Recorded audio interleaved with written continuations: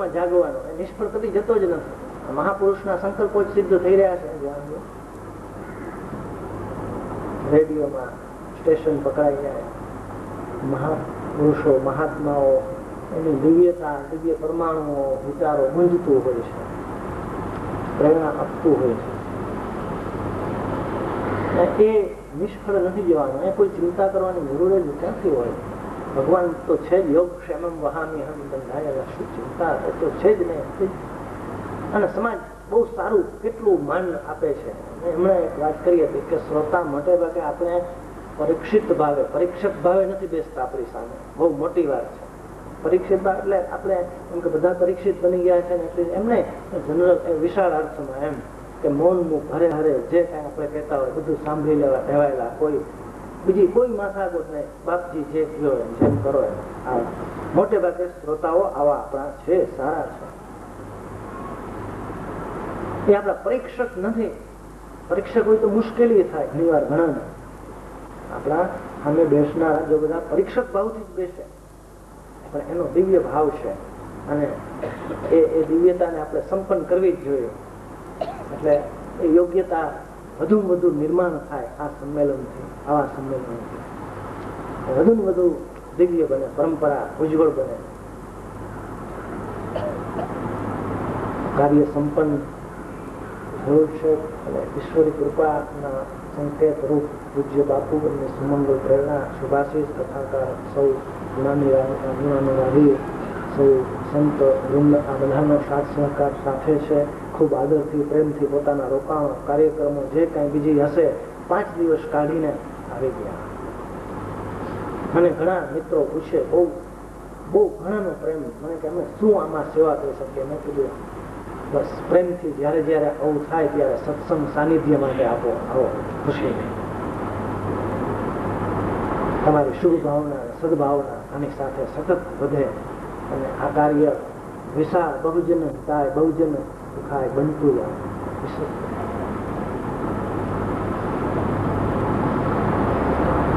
તો એ એક મોટી દીવાદાંડી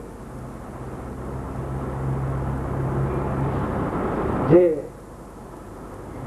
પૂજ્ય યોગેશભાઈ, અમરદાસજી બાપુ, નંદનીય નાનુવાનજી ભાઈ, આ બધા એ ખૂબ સુંદર પ્રેરક વિચારોનું ભાતું કથાકારો બંધાયું છે. લાભુભાઈ ખૂબ પહેલેથી જાગૃત અધ્યાપક તો છે, કવિ છે, વિવેચક છે, લેખક છે, ઘણું છે.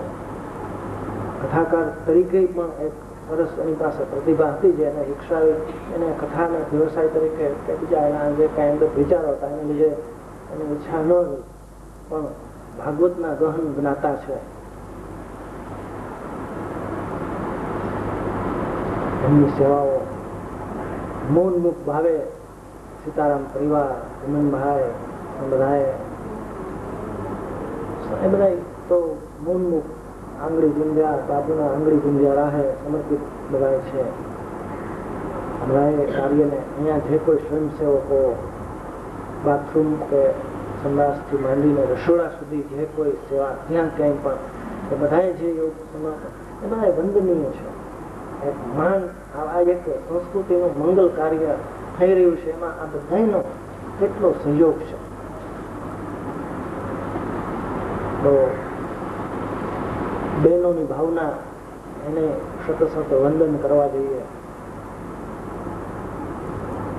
કથાનો પ્રવાહ, કથાકારોનો પ્રવાહ, જે પ્રેરણા ખેંચતી આવે, એમને બધાને મંગલ પાથરી જોઈએ છીએ અને આપ સૌએ એ સદાય પૂરું કરવું જોઈએ, બંધાવવું જોઈએ.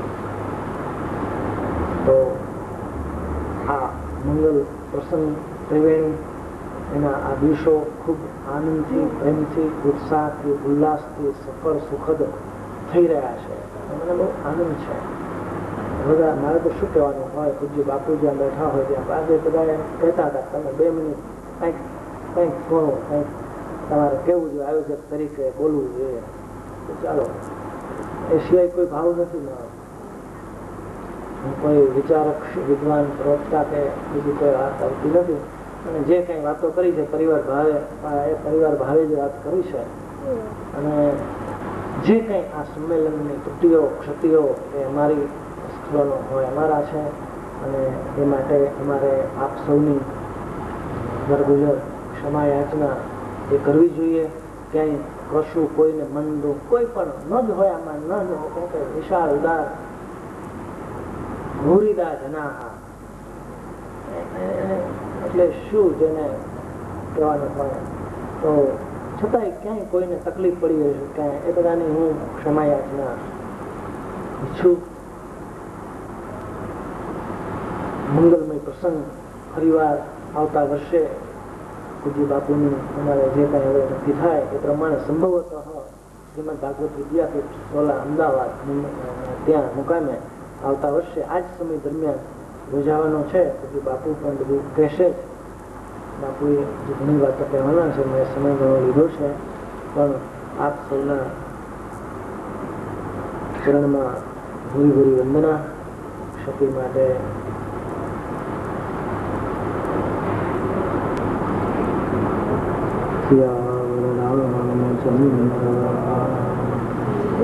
સર્વત્ર સુખના સંત સર્વે સંત નિરામયા સર્વે ભદ્રાણિ પશ્યન્તુ મા કશ્ચિદ દુઃખમાપ્નુયાત. ઓમ શાંતિ. ભગવત કથાનો એ મહિમા તો કોનું વર્ણવે. ભગવાન રામ કૃષ્ણ શિવ સંતો ઋષિઓ મુનિઓ હરિકથા ગુણગાન કર્યા સિવાય રહી શક્યા નથી. અને કથા સાંભળનાર કથા કહેનાર એની ધન્યતા રામાયણના ગરુડ અને ભૂસુંડી મિલનમાં જાણીતી છે. નાથ કૃતાર્થ ભયઉ મેં તવ દર્શન ખગરાજ. આ શ્રોતાના દર્શન કરી અને વક્તા ધન્યતા અનુભવે છે.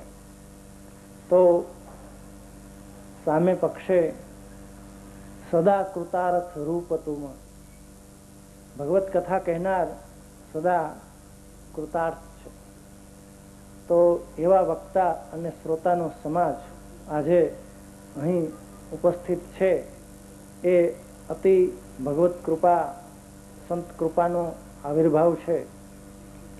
ભગવાને સરસ મજાનો વરસાદ આપી અને ભૌતિક રીતે લીલુંછમ બનાવ્યું છે બધું. પણ લોકજીવનને ધર્મ અધ્યાત્મને